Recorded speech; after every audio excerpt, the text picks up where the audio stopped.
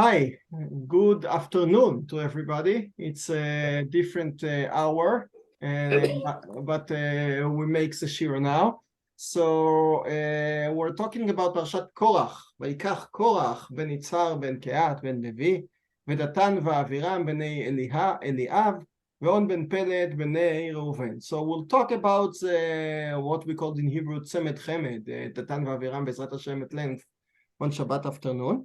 But in the meantime, we'll speak about Korach. That's the first time that somebody wants to say something individually against Moshe, not a complaint that we're fed up of the desert, we want to go back to Egypt, not something that we cannot stand, the Amalek or whoever he is there, but not just Chet HaEgel, that we don't know what happens to the leader, but something against Moshe in particular, because his sister spoke about him at the end of Parashat Be'alotcha, but she spoke from sister-like attitude, and she spoke that he shouldn't have done such a thing in the house, he shouldn't have left his wife, etc.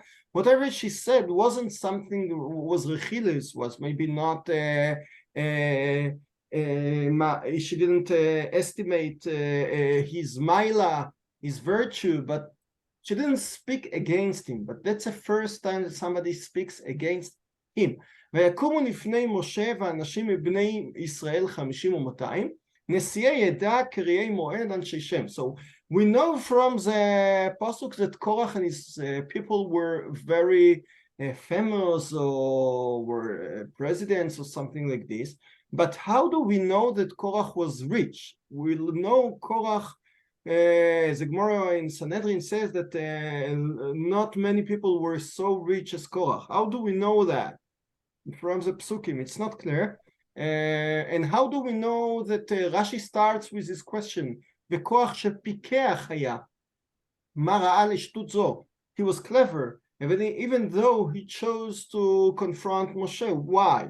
So that's a question of Rashi, but how do we know that he was clever? So we'll try to answer these two questions. The first one is a rhetoric one, and you can find a lot of answers. According to Torah Mima, for instance, the first very word of the parasha, ויקח Korach, means that Korach has taken not just convincing, as Rashi translates it, but with paying, that he paid, like what we call the new Keren, the Keren HaChadasha, okay, the new fund that Europe finances sometimes people in Israel in order to be leftist or to be against whoever. So the same thing happened with Korach. He was very rich and he financed the 250 people. According to some Meforshim, he financed from his own money the 250 machtot of kesef. It's a lot of money. So that's another solution to the question. Another solution that Korach had in the future, we'll see now that Moshe and Aaron told Korach that come tomorrow, and then HaKadosh Baruch Hu will make a decision, a choice between you and the others, being whoever be the Kohanim. So if Korach didn't dress his 250 people with full dress of the Kohen Gadol, Lichora, he could have said that the failures, it's a ta'ut, it's a mistake, that the reason why they weren't chosen was just because of their dress. As we say that if you enter Bet HaMikdash without a beged, so you are called mechusar begodim, and therefore you have a lot of dinim, you are chayav mitah, and you cannot function, you are not Kohen, as the Gemara says, im kol bigdeim aleim as em kohanim, if not, not. So it means that if you don't have the 4 begadim or 8 begadim in usually, so you are not a Kohen. But with Korach, you confront the same pachad, the same fear that after everything happened, I would say that the reason they weren't chosen was just because they weren't dressed properly with all the bigdei kuna. So according to some meforshim, Korach paid 250 bigdei kohen gadol, and as we know, the bigdei kohen gadol were very, very expensive. Therefore, that's one of the reasons why he is considered rich. Another answer based on Rashi, and the famous Rashi based on the Gemara, that Korach painted the whole talit with tchelet and asked Moshe, bait shemale sfarim, does he need a mezuzah? A talit shekula tchelet, does it need a chut tchelet? So to paint the whole talit with tchelet, nowadays it doesn't cost so much, but in that time, for all the people that he brought, it cost a lot of money. So I gave at least 4 answers why he's considered rich. And even though you see that Chazal came with a lot of axioms about Korach, that he was very clever, that he was very rich, and you have many terutzim, but you have to understand how Chazal depicted him. Okay. ויקומו לפני משה ואנשים מבני ישראל 50 ו200 נשיא העדה קריאי מועד עד שם ויקהלו על משה ועל אהרון. Look how the pasuk builds it. ויקח קורח, then ויקומו, just in front of משה. ויקהלו על משה ועל אהרון. Okay? ויאמרו עליכם רב לכם כי כל העדה כולם קדושים ובטוחם השם, ומדוע תתנשאו על קהל השם.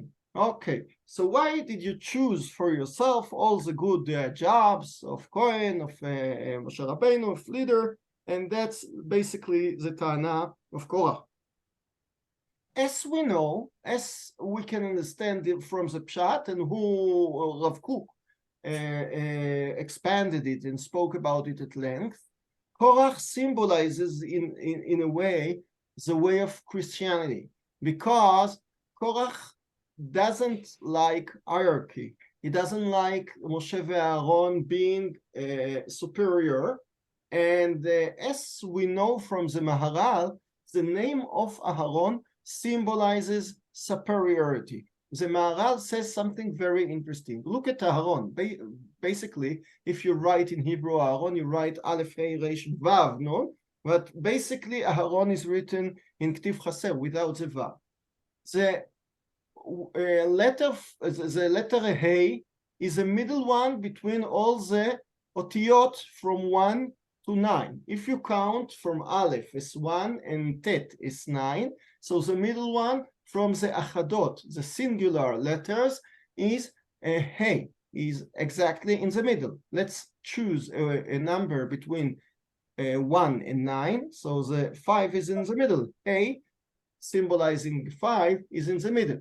Now we go to the asarot, to the tens, to the dozens, whatever.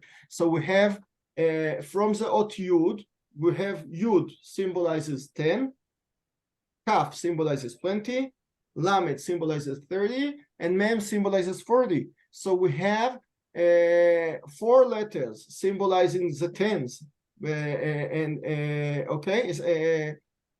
okay, and then we have we have 9 letters symbolizing the tens. We have Nun 50, Samech 60, etc. till Tzadik 90. It's the same thing with the singular, with the achadot.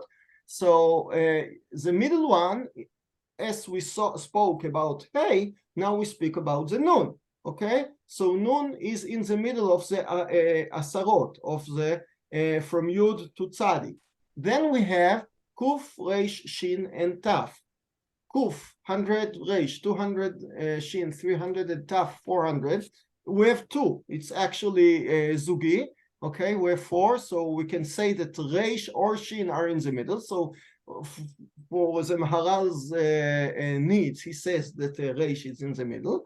Okay, so we have Hey, which is in the middle of the letters. Nun, which is in the middle of the letters between Yud and Tzadik. And between the middle between Kuf and Taf, we have Reish. So we have 3 things that are in the middle. Saying that you are in the middle symbolizes that you are chosen.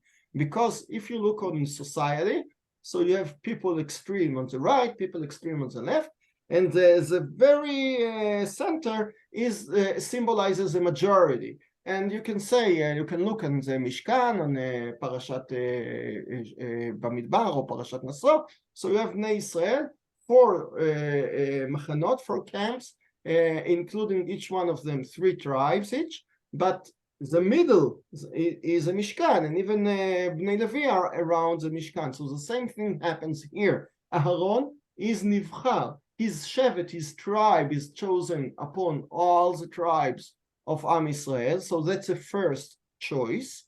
Then from Shevet Levi, we have the Kohanim. Okay, so we have Kehilat. It's another choice. And from the Bnei Kehilat, we have the family of Aaron. It's another choice, the third choice.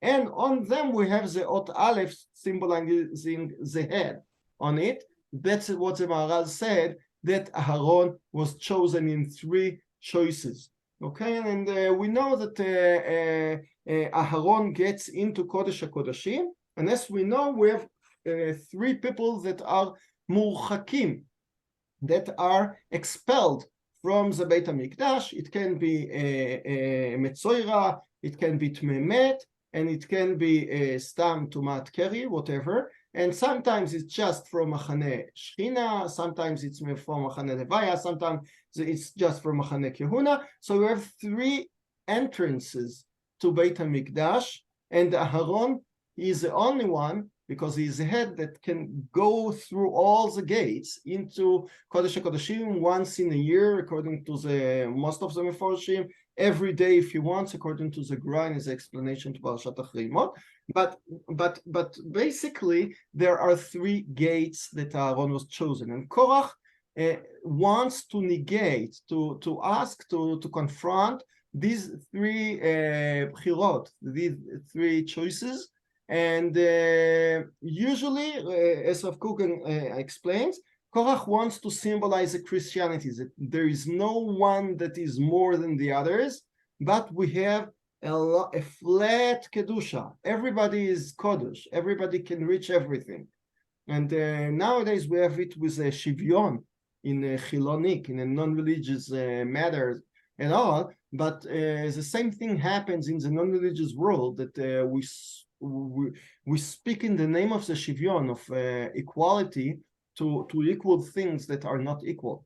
Okay, so according to the Torah, we like what the French Revolution said, and that there is no more avdut, and there is no more slaves and slavery, and everybody can have the ability to try, but men and women are not equal.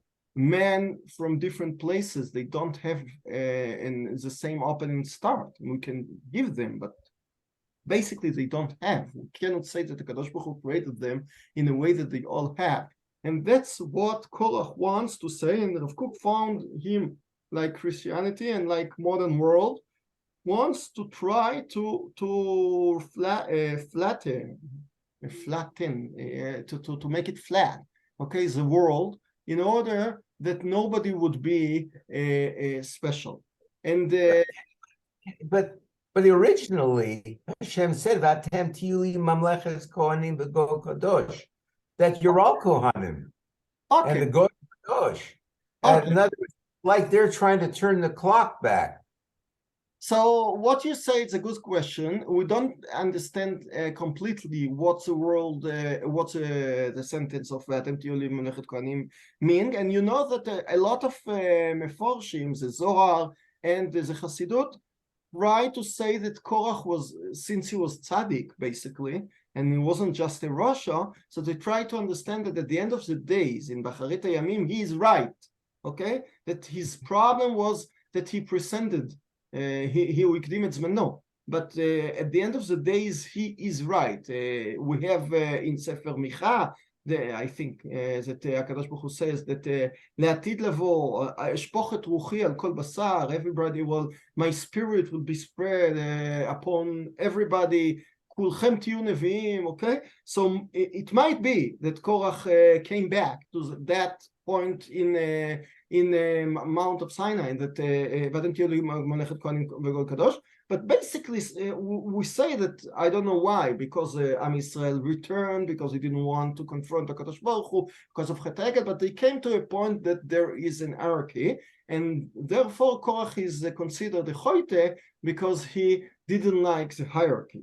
Okay, so maybe you're right, B'acharit HaYamim, but as to these days, he was a sinner. Okay, so... ויקהלו על משה ועל אהרון, ואמרו להם רב לכם כי כל העדה כולם קדושים ובתוכם השם, ומדוע תתנשאו על קהל השם. וישמע משה ויפול על פניו, and that's very interesting, because we don't find anything violent in what they say. They don't hit Moshe, they don't throw stones on him, he doesn't feel like threatened. So why does he have for the first time to listen and ויפול על פניו, okay? So he probably understands that, as I said, that's the first time that somebody, bombs the balloon and of Moshe's Kedusha and speaks personally about him, that would lead his whole zilut, his whole horada, okay, descending in his Kedusha, in his ma'amad in front of Am Yisrael. And therefore, he is so offended. Okay. וידבר אל קורח ואל כל עדתו וכולי וכולי, and he asked them to put קטורת and to make another decision. Okay. ויאמר משה אל קורח, after all the things with דתן ואבירם, אתה וכל עדתך, היו לפני השם, אתה והם ואהרון מחר, לקחו איש מחתתו, ונתתם עליהם קטורת וכולי וכולי, and then הקדוש ברוך הוא is very angry, יבדלו מתוך העדה הזאת ויחלה אותם כרגע, וידבר השם אל משה לאמור, העלו מסביב למשכן קורח, דתן ואבירם. And pay attention, the parasha uses משכן קורח. Not a place in which Korach dwells, not a place where he gathers, but it's a Mishkan Korach, as if Korach made another option of the Mishkan. We know that from the Mishnayot at the end of Masechet Menachot, and the last very pages, last very blots of the Gemara describes Mishkan, that somebody, Mishkan Chonyo, was very upset in Beit Sheni with the appointment of his brother, and he went to Egypt and made a Mishkan which was very similar to the Mishkan. Okay, and he has some dinim of his Mishkan, whether it's similar to the Mishkan in Yerushalayim. No. Okay, so we have the same thing, another option of Mishkan Korach. And if you think that it's just a mistake, that Torah used it by accident, no. ויעלו עם פסוק כ"ז מעל משכן קורח, דתן ואבירם מסביב, okay? So we have again and again and again and again the same psukim. I think that it appears at least twice more. And just a minute, and it must be not mistake, okay? So Korach, in short, tries and succeeds in making another option to Moshe ve'Aharon, and that's why he has a Mishkan Korach. It's in front of the Mishkan, there is another option of Mishkan Korach. It's not just a Ta'ana, it's not just a claim that Moshe can solve, it's mamash another option of reigning, and how to do it otherwise. And Korach succeeds in it. And I want to discuss a Gemara. It appears twice in the Shas, and you all know about it in Baba Batra Ain Dalet. There are very strange stories about Rabba Bar Chana that goes with somebody, some Arabian or whatever, and he tells him some Arab, and he tells him, "I'll show you the place where in the desert where Korach and his Ada are buried." And the same thing happens in Sanhedrin Daf Kuf Yud. The Gemara speaks there about אם יש להם או אין להם חלק לעולם הבא, to the Chavura of Korach, and the same thing happens. So the Arab comes with Rabbi Bar Bar Chana. He tells him, I'll show you the place in which Korach and Adato are buried. And he comes and he sees a cloud coming from the ground, okay, cloud of heat, hito, ole haaretz. And then he takes some piece of wool with the water, and he puts it on the ground, and it burns. It burns out because it's very hot there. That's a Gehenom Kivyachol, where there are. And then he tells him that listen well to what you're hearing from the ground, and he listens well, and he hears Moshe emet v'torato emet vehem badaim. Okay, Moshe emet v'torato emet vehem, and they are liars. Okay, interesting, because who said that? Korach ve'adato. So why they are talking about vehem badaim, not v'anachnu badaim? If they admit, if the whole situation comes to say that Korach and Adato, after being buried in the ground, they get up and say, okay, I'm sorry, we have mistaken. We are liars, and Moshe is the only truth. So why do they have to say vehem badaim? They have to say v'anachnu badaim.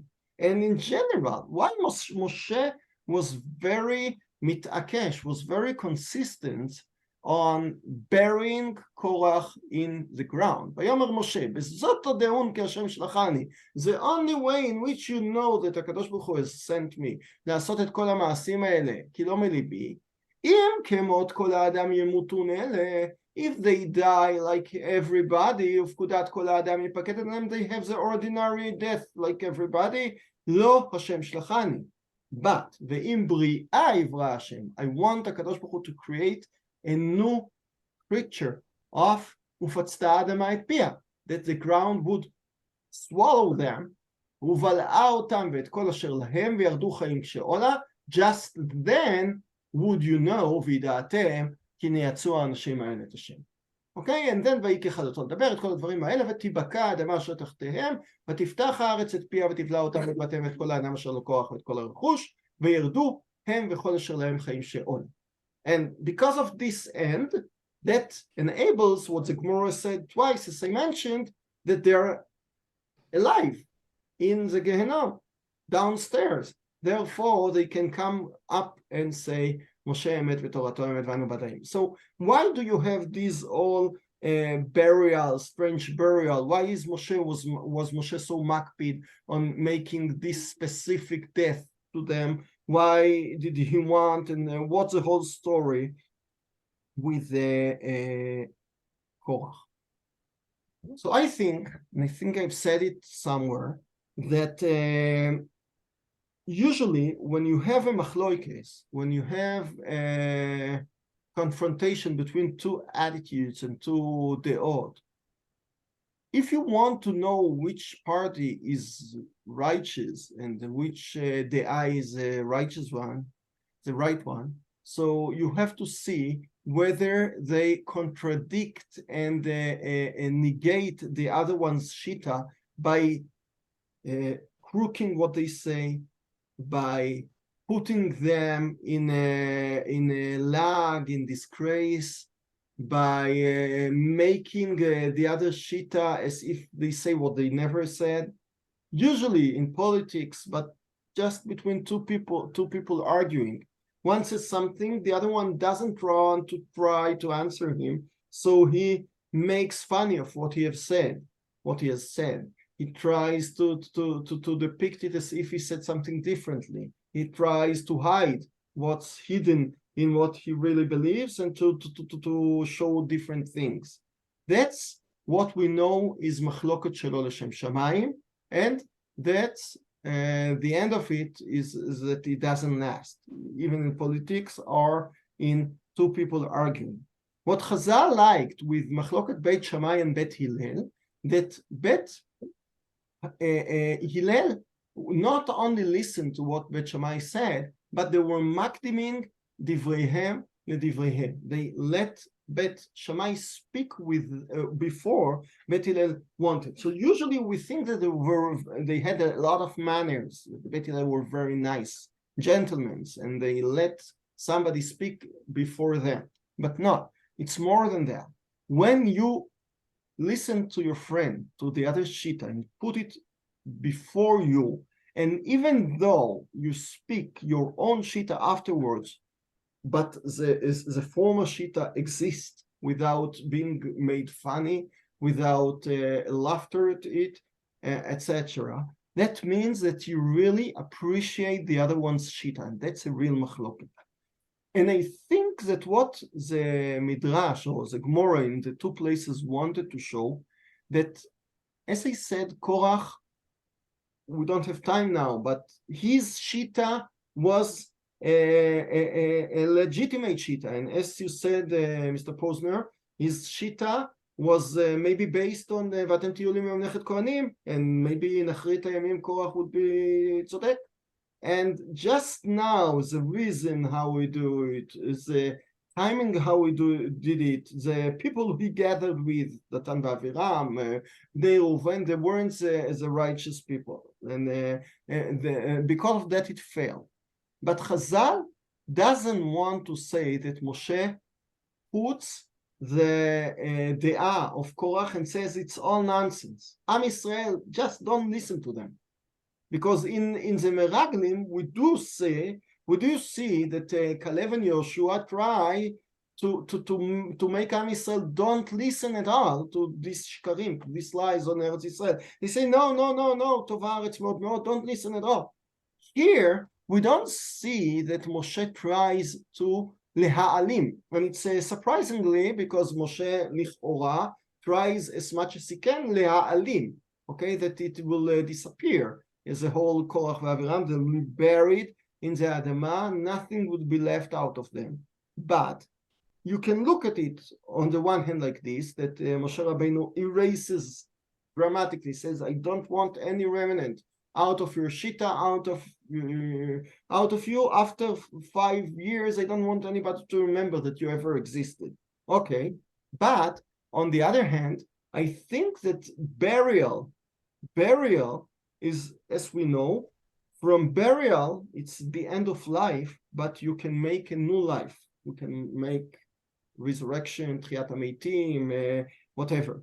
And Moshe Rabbeinu tries not to kill, not to murder this shita of Korach, but to hide it in the Adamah, in the ground. He wants every month, every year, it to pick up, to show up from the ground, to la'alot shuv, and then Korach would say his shita, and he would confront the bchira of Aharon, that HaKadosh Baruch Hu 3 times chose Aharon, and Korach would say no, again and again and again. We want a comparison. Everybody is equal, and Moshe Rabbeinu wants this shita to be heard, because maybe Korach was makdim izman, maybe Moshe Rabbeinu is real Baal Machloket, and he real appreciates the other one's shita, and he wants it to be heard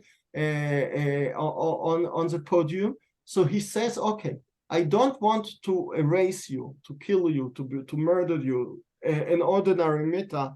I want you to be dead, buried in the ground. Your shita exists there. I think the only mikre occasion that we know about that from the different perspective is Eliyahu Hanavi, that we read in Sefer Melachim, that HaKadosh Baruch Hu is taking him up, chai, alive. Okay, the Gemara says that there are more people, but Ishai, okay, or different people, but according to the psukim in Sefer Melachim, Eliyahu is taken dramatically as he is, and he is alive there. The same thing happens with Korach, but maybe, from to the different direction, because they are not so nice.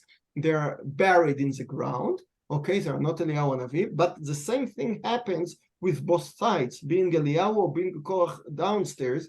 You are here, you exist. Your shita is just hidden from the public, but it appears every month. And every month you get up, you show up, you say what you want to say, and we hear you, we relate to you, and you yourself relate to you not as a person, because coming as a person, as a nogea badavar, that was a problem of Korach. Korach wanted the kehuna to himself, Korach wanted the leadership to himself, so he was a cousin of Moshe, and he wanted it. He said, my father deserves not less than Moshe's father, etc. That's nepotism. That's being nogea badavar, and that's possible for sure. But it doesn't contradict the fact that maybe something in Korach's attitude is relevant and has to show up every year. And therefore, the Torah uses Mishkan Korach, because it's not just a place where Korach lives. And we don't destroy Mishkan Korach because that's a place where he lived. It's mamash an alternative to Moshe Rabbeinu and maybe to the Mishkan. Korach brings another religion, but maybe he's right. Why not to make Am Yisrael like him? So we have every month the confrontation again. The ark comes from the ground, and Korach says, Moshe emet, v'torato emet, v'hem badaim. He doesn't speak about himself, because then we correct up the mistakes that he made now, the nepotism of himself. So he doesn't speak in the name of himself. He doesn't want anything to go back. It's just his shita. And therefore he speaks like a judge, a neutral person. He speaks about the two shitot. There is one shita of Moshe Rabbeinu from the one side, and the one shita of Korach, he speaks about himself, but he speaks like from being from the outside. Vehem badaim. So we have here a judgment between Korach and Moshe Rabbeinu, and every month the judgment is Korach is the judge and he is one of the sides. That's true. But as a judge, he's a neutral person, and we have by this we can listen to the shita, we can listen to his what he has to say, and even though he is nidche, he is not mitkabel, he is not accepted, and therefore he comes and he says vehem badaim. So Moshe Rabbeinu shows us at the end of the parasha how a machloket should be. I don't want to take away what you have to say. I want to let you talk, to hear you, but if you're not correct, to put you away. And we have 2 minutes more, so I'll say another thing. I ask something? Yeah, sure. On the pasuk, v'yeolu me'al mishkan korach dosav aviram misavi, dosav yossi savim pesta oholehem. It mentioned both things, the mishkan and the ohel, a couple times here.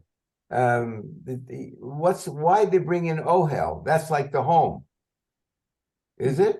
The pshat is that they lived in the ohel, in the tent, and Mishkan Korach is just the location of Korach, okay? It doesn't have any meaning. Mishkan Korach is a place where they dwelt. That's what they said, that the Mishkan is very meshuna, because it doesn't describe anything.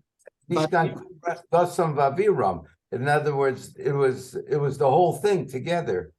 And then they went home. I don't know. It's just you say okay, and then went home. Say that you can say whatever you want. I mean, it's a filot in the pasuk for sure. Yeah. Okay.